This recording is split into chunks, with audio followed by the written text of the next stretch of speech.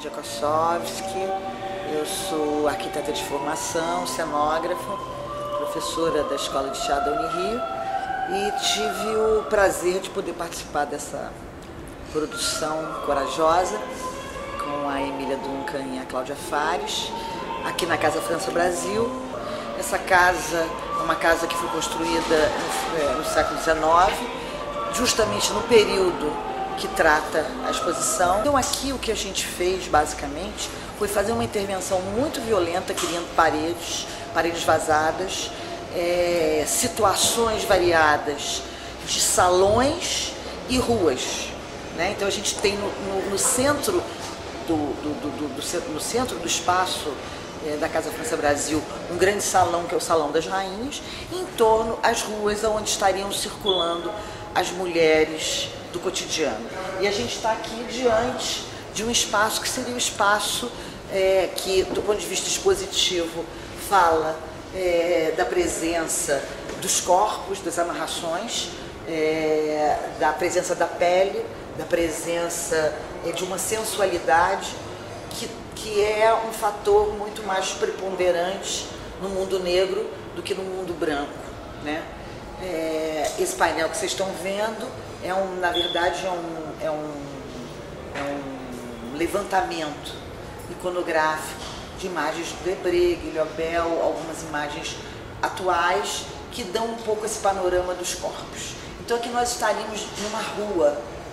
Aqui é a réplica da cidade, lá é antes da chegada da corte, e aqui é uma maquete que foi construída mostrando o princípio da Rua do Ouvidor e as lojas de moda que começam a se estabelecer depois da chegada da corte. O sapateiro, a modista, a botica. Continuamos nas mulheres da realidade e saímos dos modos velados e entramos nos modos desvelados.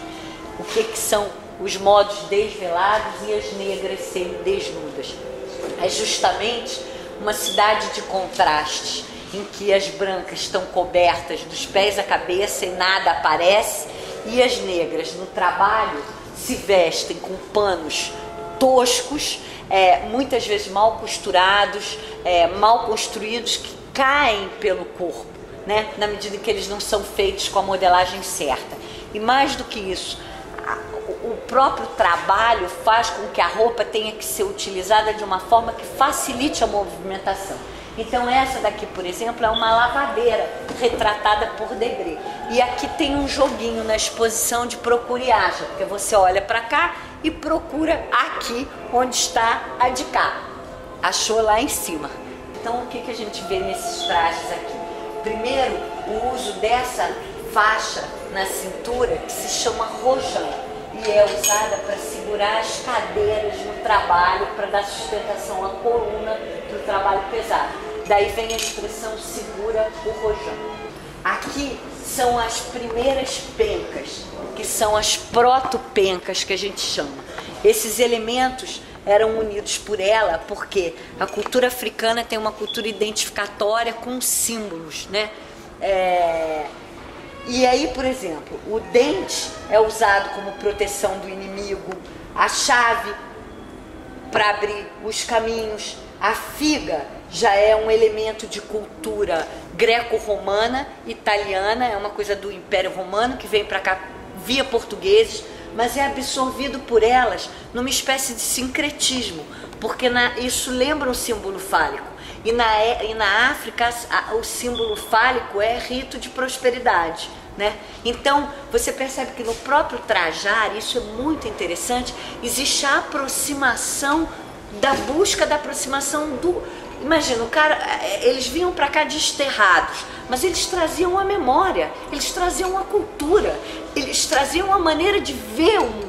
E essa maneira de ver o mundo vai procurar aproximações aqui com o que eles traziam de bagagem. Isso se dá tanto nas religiões, que isso todo mundo estudou, Santa Bárbara, Yansan, nananã, mas ninguém se preocupou para estudar como que também no vestir isso se processou.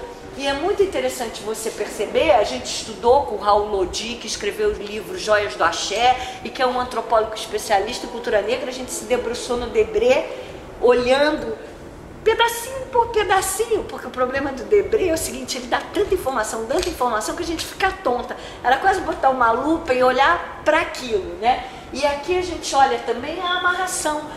O vestir africano é um vestir que adorna, é um vestir que não está preocupado em tapar, porque não tem noção de pecado. A gente só se preocupa em esconder, o peito é um interdito, né? Para a nossa cultura, para a cultura deles não é interdito nenhum. As cores são muito interessantes porque você percebe uma preponderância do azul, né? O azul era feito com corante índigo, que era o corante mais barato. Tanto é que é esse corante que vai fazer o nosso famoso blue denim, né?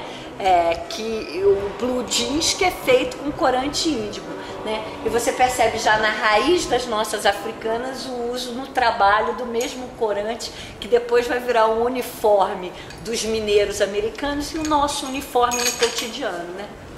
Outra coisa que a gente percebe é a sensualidade, né? É uma sensualidade natural, é um despojamento em que a roupa cai. Essa daqui, por exemplo, ela tá toda enrolada, né? Eles não têm modelagem na África. Aqui no caso é porque a roupa é mal feita, né? É o que ela recebeu, então cai, né? Aqui já é também o pano possível, né? São os panos possíveis. E a gente percebe muito a utilização desse tecido na frente. E a impressão que dá é que não é para tapar, é para proteger, quase como um tipo de avental. São as primeiras frente únicas, as primeiras saias balonê, as primeiras mini saias, né? As nossas africanas tinham um jeito de cobrir o corpo, de misturar o pano, que tem a ver com a nossa contemporaneidade. E o primeiro verão.